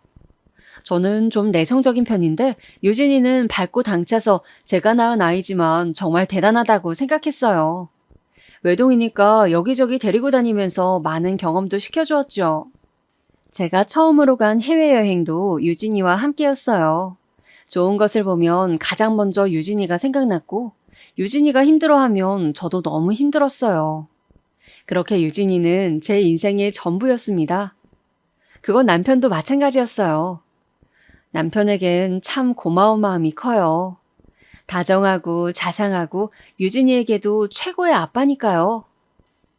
유진이는 공부도 참 잘했어요. 아이에게 부담을 주고 싶지 않아서 일부러 시킨 적은 없는데 정말 알아서 잘하더라고요. 공부도 잘하고 교우 관계도 매우 원만해서 학교에서 선생님들이 얼마나 예뻐하셨는지 모릅니다. 주변에서 먼저 아이를 낳은 친구들이 저에게 사춘기가 오면 정말 내가 낳은 자식이지만 너무 밉다고 미리 예방주사를 주었어요. 그런데 유진이는 남들 다 겪는 사춘기도 겪지 않았습니다. 오히려 제가 유진이가 중학생일 때 친정아버지가 돌아가셨어요. 폐암에 걸리셨었는데 오래 병상에 계시다 돌아가셨어요. 미리 어느 정도 예상은 했지만 정말 하늘이 무너지는 것 같고 너무 힘들어 했었는데 그때 유진이가 저를 많이 위로해 주었어요. 친정아버지는 저도 굉장히 예뻐하셨지만 손녀를 정말 끔찍히 사랑하셨어요. 친정집에 가면 유진이 사진으로 도배를 해놓았죠. 친정아버지가 돌아가시면서 친정엄마는 시골로 내려가신다고 하셨어요. 이제 저와 오빠도 다 키웠으니 당신의 고향으로 가고 싶다고 하셨죠. 그렇게 서울 생활을 정리하시는데 저와 오빠에게 재산을 많이 주시고 가셨어요. 제가 그냥 엄마가 쓰라고 하니까 유진이에게 투자하라고 하시더라고요. 그래서 덕분에 유진이를 키우며 돈 걱정은 전혀 안 하게 되었어요. 원하는 공부도 마음껏 시켜주었어요. 제가 하고 싶은 게 있으면 언제든지 말하라고 했더니 유진이는 공부가 좋다고 하더라고요. 본인은 본인 생각에 예체능의 뜻이 없다고 했어요. 제가 볼 때 우리 유진이는 뭐든지 다 잘한다고 생각했었는데 본인 생각은 아니었나 봐요. 그래서 본인이 원해서 공부를 많이 시켜주었어요. 저는 사실 유진이를 정말 사랑하고 아이가 원하는 것은 뭐든지 했으면 좋겠다고 생각했었지만 그것과 별개로 유진이에게 공부로 압박을 주기는 정말 싫었거든요. 그런데 본인이 원하니까 주변에 정보도 많이 구하러 다녔고 손수 입학 설명회도 다녔어요. 유진이는 대학에 대한 열정이 확고해서 꼭 가고 싶어 했던 대학이 있었어요. 그 대학에 가겠다고 대학에서 진행하는 대회나 행사도 자주 참여했죠. 그래서 일부러 그 대학에 다니는 대학생으로 과외 선생님도 구했어요. 저는 아이가 원하니까 최대한 다 해준 건데 그럴 때마다 유진이는 저에게 말했어요. 엄마, 나는 정말 다른 건 몰라도 부모 복 하나는 세상에서 제일 좋아. 아이 입에서 저런 말이 나오니 신기하면서도 정말 기분이 좋더라고요. 유진이를 낳기 전에는 제가 너무 아이를 바라니까 하늘에서 부담스러워서 아기 천사를 내려보내지 않는 건가 생각하기도 했었거든요. 그런데 유진이를 낳고 키우면서 내가 전생에 나라를 구했나 싶었습니다. 이렇게 유진이는 큰 문제 없이 정말 바르게 잘 자랐어요. 그런데 유진이는 수능 공부를 하면서 정말 힘들어했어요. 본인이 원하는 목표가 확실한데 생각보다 거기에 도달하는 것이 힘드니까 그랬던 것 같더라고요. 저는 아이가 스트레스를 받는 것을 원하지 않았습니다. 그래서 힘들면 덜해도 괜찮다고 했지만 유진이는 꼭 한 번 마음먹은 것은 반드시 해내야 하는 성격이었어요. 정말 열심히 공부한 끝에 유진이는 서울에 있는 유명 여자대학교에 진학하게 되었죠. 알아서 잘 컸으니까 저는 항상 유진이에게 미안한 마음과 고마운 마음이 있었어요. 유진이는 대학에 진학하고 나서도 성격이 똑같았습니다. 아니, 더 밝아진 것 같아요. 아마 연애를 시작해서 그런 것 같더라고요. 인근 대학과 미팅에 나간다고 하더니 거기서 처음으로 남자친구를 사귀게 되었어요. 저도 우연히 집 앞에서 유진이의 남자친구를 보게 되었는데 뭐랄까 마냥 마음에 들진 않았어요. 좋은 대학에 다니는 것은 마음에 들었지만 무언가 제 맘에 쏙 드는 그런 사람은 아니었죠. 저는 유진이가 우리 남편처럼 듬직하고 자상한 사람을 만나길 원했거든요. 그런데 유진이의 남자친구는 좀 어딘가 건방져 보였어요. 저와 직접적으로 대면해서 마주쳤는데 인사도 제대로 안 하더라고요. 하나를 보면 열을 난다고 하잖아요. 인사조차 제대로 하지 않는데 뭘 얼마나 잘해낼까 싶었어요. 사실 유진이는 저에게 정말 소중한 아이이고 제 인생의 전부니까 같은 여자로서 걱정이 많이 되더라고요. 아마 딸 가진 부모님들은 무슨 말씀인지 아실 거예요. 오히려 성인이 되니까 더 걱정이 많이 되었어요. 그래도 딸이 좋다는데 제가 어쩌겠어요. 자식 이기는 부모 없다는 유명한 말도 있잖아요. 그리고 일단 똑똑한 사람이니 어느 정도 마음은 놓였어요. 남편도 유진이의 남자친구를 보았는데 요즘 젊은 친구들은 저렇게 다니는 게 유행이라고 저를 안심시켰죠. 그리고 사실 저는 유진이가 남자친구가 군대에 입대하게 되면 헤어질 줄 알았어요. 그런데 헤어지기는 무슨 오히려 더 사이가 깊어지더라고요. 원래 사랑은 방해가 있으면 견고해진다고 하잖아요. 제가 남자친구를 마음에 들어 하지 않다는 것을 유진이도 알고 있었어요. 아, 엄마, 그래도 이 정도면 정말 잘생기고 착하잖아. 명문대 다니는데 이 정도 얼굴은 어디 가서도 못 찾아. 그래, 알겠어. 뭐가 알겠어. 엄마 표정만 봐도 난 다 알겠다. 그렇게 별로야? 내 눈엔 너무 잘생겼어. 정말 저는 유진이를 키우면서 힘든 적이 단 한 번도 없었는데 오히려 성인이 되니까 너무 힘들더라고요.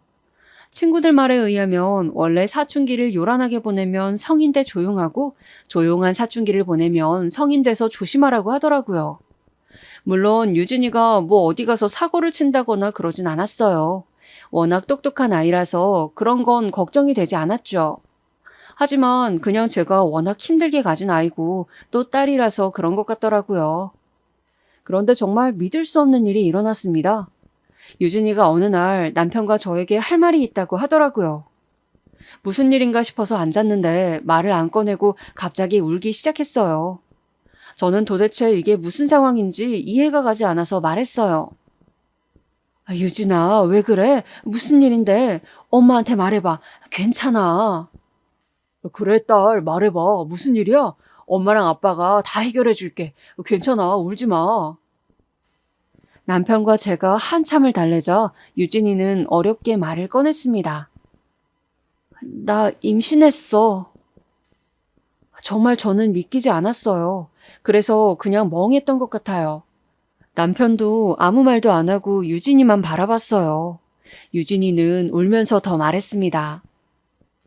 그런데 나 낳을 거야. 아직 대학 졸업은 못했지만 그래도 낳을 거야. 엄마랑 아빠가 반대해도 나 절대 이 아이 포기 못해. 저희가 혹시라도 반대할까봐 미리 선수를 쳐서 말하더라고요. 아이 아빠는 누군데? 설마 네 남자친구야? 맞아. 엄마가 마음에 안 들어하는 것도 나도 알아. 하지만 엄마, 정말 사람 괜찮아. 내 말 한 번만 믿어줘.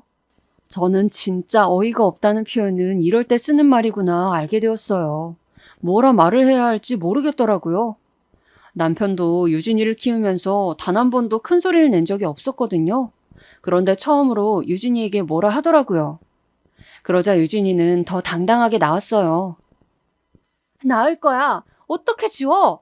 엄마랑 아빠 정말 매정하다. 얌전한 고양이 부뚜막에 먼저 올라간다는 말 다들 아시죠? 만약에 10대 유진이를 키울 때 누군가가 저에게 나중에 딸 결혼하기 전에 대학 다닐 때 임신한다고 했으면 저는 정말 사람 잘못 봐도 대단히 잘못 봤다고 욕을 했을 거예요. 그만큼 저는 우리 유진이는 사고를 치지 않을 줄 알았어요. 그런데 그것은 제 착각이었어요. 심지어 남자친구는 군대에 있었거든요.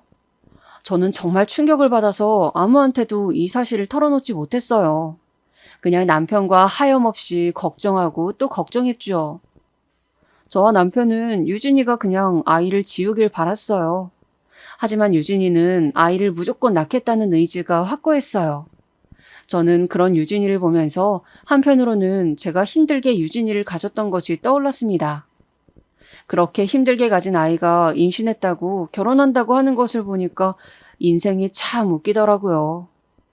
저는 일단 그러면 나을 거면 엄마가 네 남자친구와 얘기를 좀 해봐야겠다고 말하고 군대에 면회를 가게 되었어요. 자네가 유진이 설득을 좀 해줬으면 좋겠어. 유진이도 자네도 아직 많이 어리잖아. 시간은 많으니까 잘 생각을 해봐. 저는 유진이가 아이를 낳아서 키웠으면 좋겠어요. 제가 많이 부족한 것은 저도 잘 알아요. 그래도 정말 많이 노력할 자신이 있어요. 한 번만 믿어주세요. 정말 벽과 대화하는 기분이었습니다. 아니, 벽이랑 얘기해도 이것보단 말이 잘 통할 것 같았어요. 저는 정말 너무 속상했어요. 하지만 유진이와 유진이의 남자친구는 자기들이 책임진다고 계속 주장했습니다. 저는 이대로는 안 될 것 같아서 유진이 남자친구의 부모님과 만나서 대화했죠. 남편과 같이 양가 부모들끼리 만나서 얘기하게 되었어요. 저는 유진이의 남자친구 부모님을 보자 더 반대하는 마음이 커졌습니다. 사실 첫 만남 때 대충 예상은 했었어요. 그런데 실제로 만나보니까 생각보다 더 집안이 어렵더라고요. 그 집안에서 명문대를 간 게 오히려 대단하다는 생각이 들 정도였어요. 저는 사람을 볼 때 돈으로 판단하는 편은 아니에요. 하지만 기본적인 예의는 아주 중요해요. 그런데 유진이의 남자친구 부모님은 되게 말도 거침없이 하시고 무엇보다 임신에 대해서 크게 중요하게 생각하지 않더라고요. 그냥 애들이 좋다는데 결혼시키는 게 나을 것 같은데요? 오히려 저한테 저렇게 말하더라고요. 상대 부모를 만나고 남편과 저는 둘이 너무 막막해서 집에 와서 술을 마셨어요. 저는 정말 너무 속상해서 술을 마시며 우는데 남편이 저한테 그러더라고요. 여보, 그런데 우리가 유진이 처음 가졌을 때 생각나? 그때 우리가 아이 태어나면 원하는 것은 뭐든지 해주기로 했었잖아. 우리가 집에 여유가 없는 것도 아니고 그동안 유진이가 우리에게 부탁한 적도 별로 없잖아. 그냥 유진이 원하는 대로 해주자.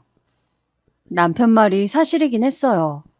유진이는 자라면서 사고를 친 적도 없었고 항상 원하는 것을 물어봐도 대답을 한 적이 없었어요. 용돈을 줘도 오히려 엄마랑 아빠 선물을 사오는 착한 아이였어요. 저는 그래서 사실 더욱 이 상황이 믿기지 않았어요. 그날 밤 도저히 잠이 오지 않더라고요. 그래서 남편도 잠이 든 새벽에 혼자 유진이 가졌을 때 일기를 봤어요. 거기엔 제가 제 손으로 직접 적어놓은 글씨가 있었어요. 우리 아기 태어나면 뭐든지 해줘야지. 별을 따달라고 해도 어떻게든 방법을 찾아야지. 저 문구를 보는데 눈물이 나왔습니다. 그리고 제가 그렇게 힘들게 가진 유진이잖아요. 사실 유진이도 저처럼 아이를 쉽게 가지지 못하는 몸일까봐 걱정을 많이 했었거든요.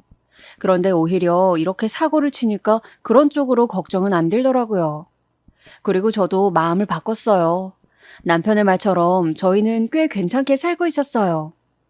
남편은 작은 사업을 하고 있어서 여유가 있는 집이고 또 친정아버지가 돌아가시면서 재산 증여도 많이 해주셨거든요. 그래서 유진이에게 침착하게 말했습니다. 유진아, 아기 낳아. 그 대신 학교 졸업은 무조건 해. 진짜? 엄마 정말 고마워. 나 진짜 잘 키울게. 학교 졸업도 할게. 사랑해. 유진이는 신나서 집안을 돌아다녔어요. 그 모습을 보는데 저렇게 환하게 웃는 유진이를 보니까 또 기분이 좋더라고요. 저도 정말 어쩔 수 없는 고슴도치 엄마인가 봐요. 마지못해 결혼시키기는 하겠는데 이제 문제는 남자친구였습니다. 그런데 유진이의 남자친구, 이제 사위라고 부를게요. 사위는 예전과 다르게 저한테도 굉장히 살갑게 굴었어요. 또 어느 날은 죄송하다고 울면서 사과하더라고요. 정신이 없어서 유진이가 아기를 낳았으면 좋겠다고 말은 했지만 너무 면목이 없다고 우는데 저도 사람인지라 마음이 약해졌어요. 제가 유진이 절대 고생시키지 않게 최선을 다할게요. 최서방, 우리 앞으로 잘해보자고. 그렇게 다사다난하게 유진이는 출산 준비를 하게 되었습니다. 결혼식은 아이를 낳고 하기로 했어요. 이미 그때는 배가 불렀었거든요. 저는 출산할 때까진 우리 집에서 살고 아이를 낳으면 그때 아파트를 구해줄 테니 나가라고 했습니다. 제가 유산한 적이 있어서 유진이도 걱정이 되더라고요. 유진이와 사위는 알겠다고 하고 사위까지 우리 집으로 들어왔습니다. 그렇게 같이 살게 되었는데 저는 정말 깜짝 놀랐어요.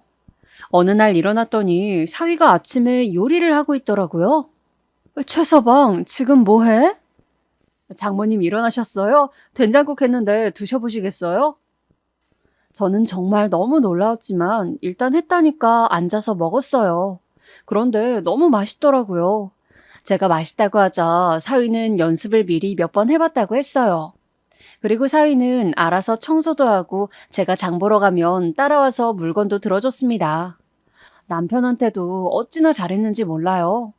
남편이 집에서 혼자 남자니까 아무래도 좀 외로웠을 거예요.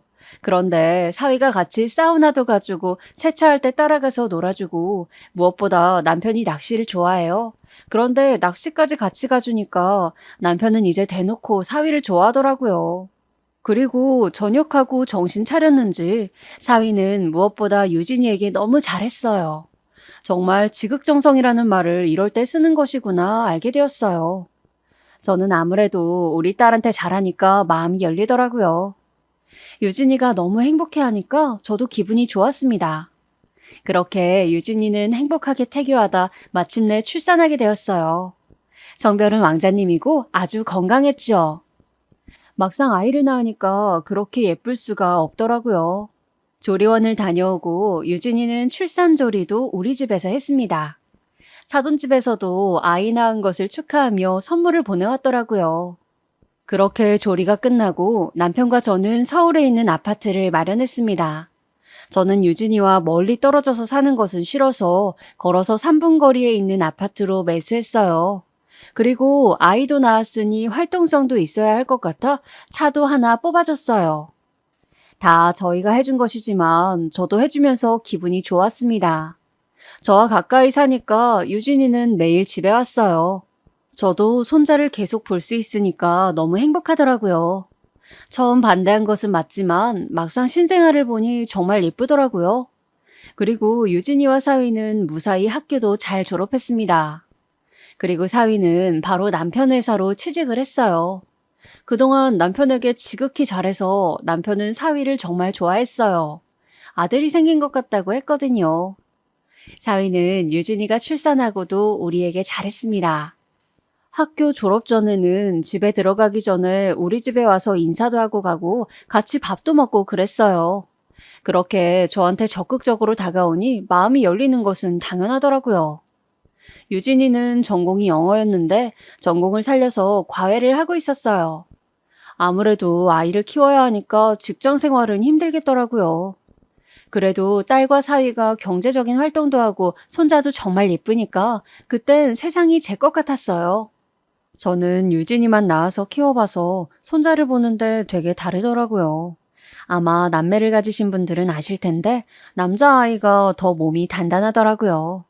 아직 아기인데도 달라서 신기했죠. 손자가 정말 예뻐서 선물을 자주 해줬어요. 백화점을 돌아다니는데 예전 생각이 나더라고요. 유진이만 낳아서 이런 어린아이가 집에 있던 게 너무 오래전 일이었는데 아이가 있으니까 집안 분위기도 더 활기찼습니다. 사실 저는 이렇게 빨리 제가 할머니가 될 줄은 몰랐어요. 우리 친정엄마도 많이 당황하셨죠. 친정엄마한테는 유진이가 아기잖아요. 그런데 아기가 아기를 낳았다고 하니까 적잖이 당황하셨어요. 그러나 손자를 보니까 역시 좋아하시더라고요. 그리고 시간이 지나고 결혼식을 준비했습니다. 그래도 같이 살게 되었는데 결혼식은 꼭 했으면 좋겠더라고요. 결혼식을 준비하며 사돈과 자주 만나게 되었는데 여전히 말은 거침없이 하셨지만 워낙 사위가 우리에게 잘하니까 이제 그런 것은 저에게 문제가 되지 않았어요. 그래서 순조롭게 진행이 되었죠. 주변에 유진이가 이미 아이를 낳았고 결혼을 한다고 알리는데 생각보다 아이를 먼저 낳은 사람들이 많더라고요. 유진이가 아이를 낳을 때까지는 그래도 마음이 괜찮았는데 결혼한다니까 뭔가 마음이 허했어요. 안 좋은 감정은 아니지만 그렇게 힘들게 가져서 소중히 키운 딸이 저에게 완전히 독립한다니까 기분이 요상하더라고요. 만약 유진이가 멀리 살았으면 제가 감당하지 못했을 정도로요. 그래도 결혼식 날은 눈물이 나오는 것을 꼭 참았습니다. 그 이후로 몇 년간 정말 우리는 행복하게 잘 지냈어요. 사위도 남편 회사에서 적응을 잘해서 남편이 많이 예뻐했죠. 손주가 커가는 모습을 보는데 어찌나 예쁘던지 그 모습을 보느라 정신이 없었어요. 손주가 특히 유진이 얼굴을 쏙 빼닮았거든요. 웃는 얼굴은 그냥 완전 유진이를 보는 기분이 들어요. 그렇게 행복하게 지내고 있었는데 우리 가족에게 시련이 닥치게 되었습니다. 저는 그날을 절대 잊을 수가 없어요. 오전에 집에서 드라마를 보고 있었는데 갑자기 사위에게서 전화가 오더라고요. 최서방, 장모님 큰일 났어요. 지금 유진이가 병원에 입원했어요. 뭐? 그게 무슨 소리야? 아이가 유치원 등원을 하다가 도로로 뛰어들었는데 유진이가 말리다가 차에 치였대요. 저도 지금 병원으로 가고 있어요. 장모님도 어서 오세요. 장소 문자로 찍어드릴게요. 저는 정말 온몸이 떨려서 제정신으로 서 있지를 못했어요. 그래도 일단 정신을 똑바로 차리고 남편에게 전화해서 상황을 알렸죠. 그리고 도저히 운전할 자신이 없어서 택시를 타고 병원에 도착했습니다. 유진이는 침대 위에 피투성이로 누워 있었어요. 저는 그 모습을 보고 정신을 잃었습니다. 딸이 피를 흘리며 정신도 차리지 못하고 병상에 누워 있는 걸 보고 멀쩡한 엄마가 어디 있겠어요? 정신을 차려보니 저는 병실에 입원해 있더라고요. 유진이는? 여보, 유진이는?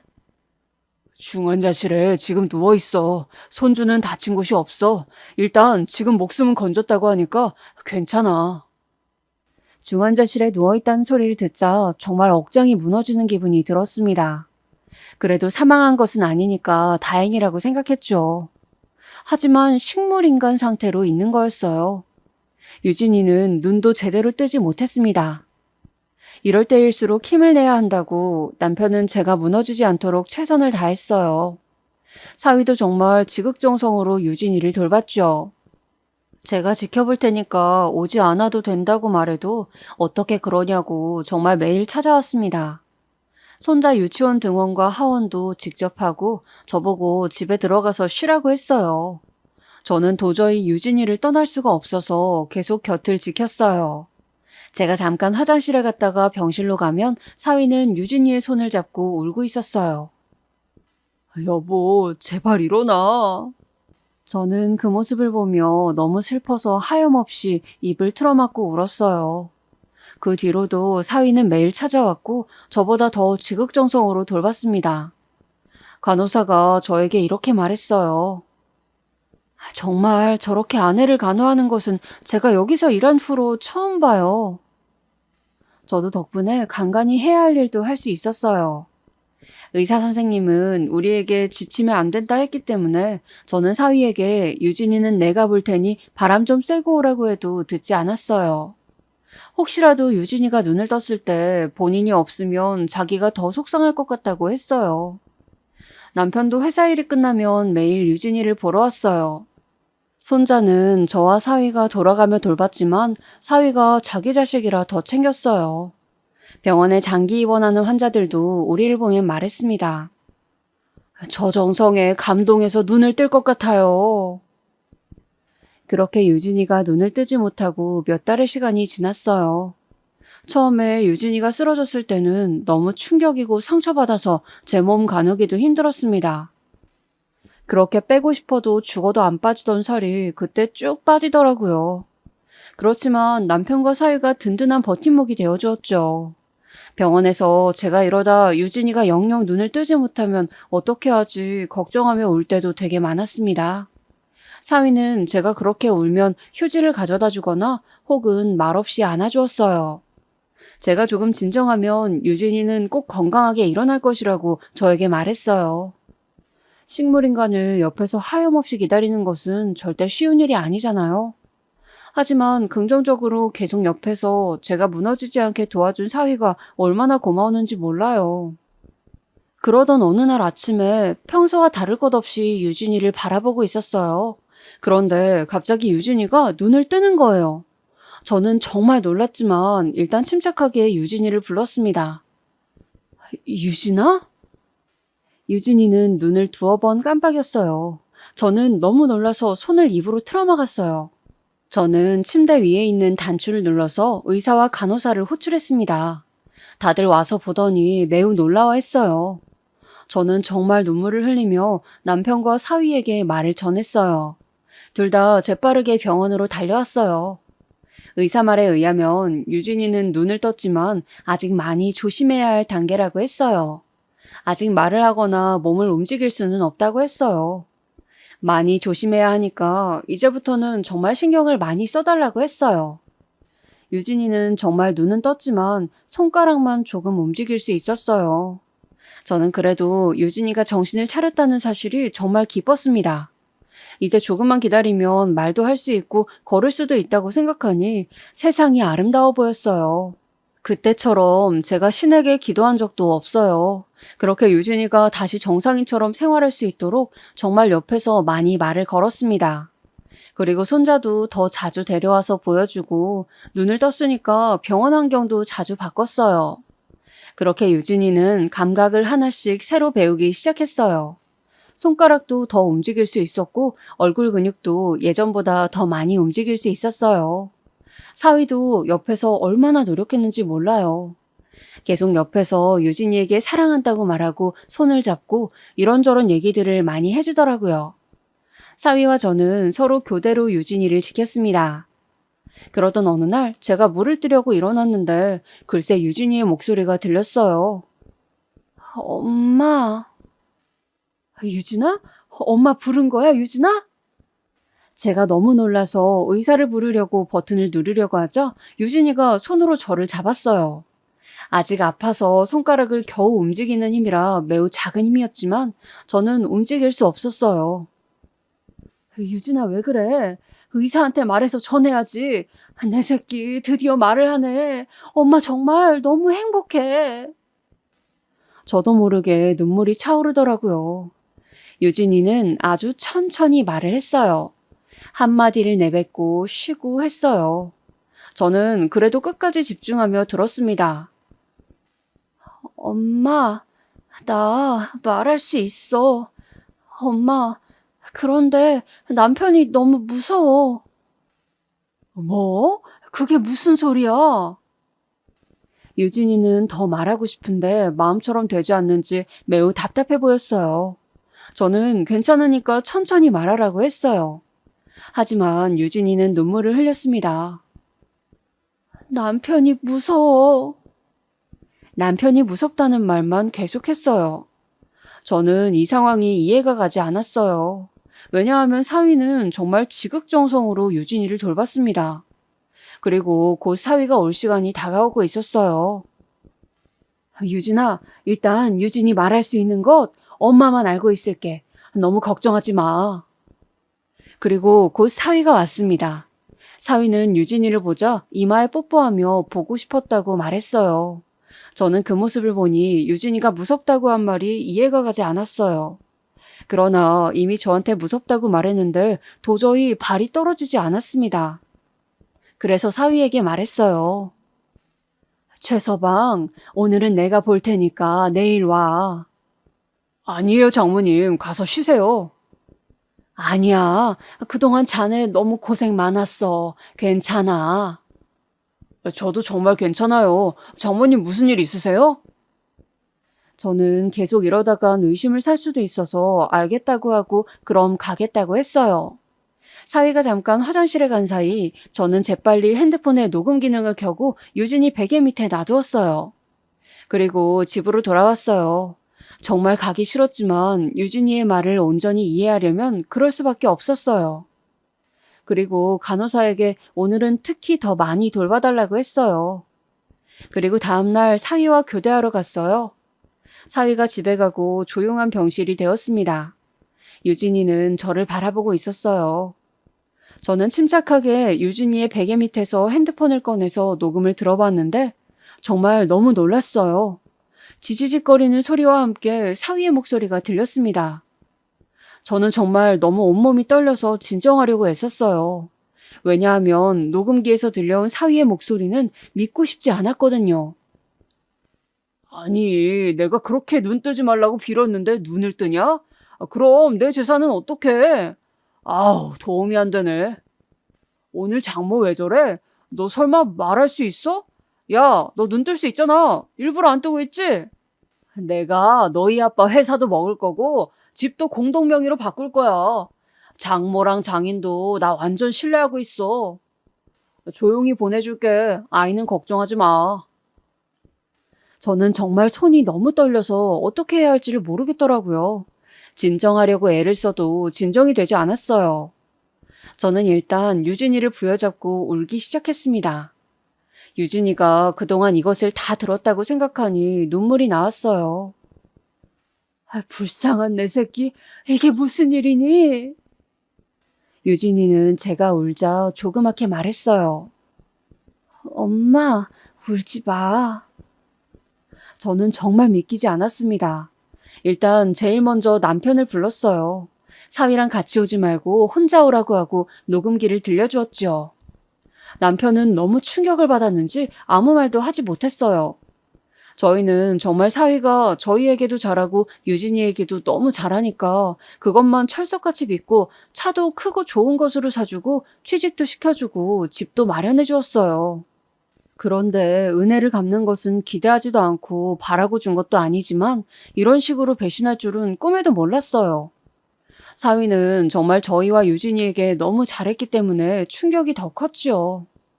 저는 사위가 저희에게 워낙 잘하니까 사위 가족들에게 가게도 열어주었거든요. 그런데 오히려 사위는 제 딸을 죽일 생각을 하고 있다니 정말 너무하다고 생각했습니다. 일단 저는 사위가 딸 앞에 다시는 오지 않았으면 좋겠다고 생각했어요. 그래서 할 말이 있다고 한 뒤 사위를 카페로 불렀어요. 사돈에게도 연락해서 다 같이 만났어요. 그리고 다 함께 있는 자리에서 핸드폰으로 녹음한 사위의 말을 들려주었어요. 사위는 심각하게 당황하더니 핸드폰을 빼앗으려 했어요.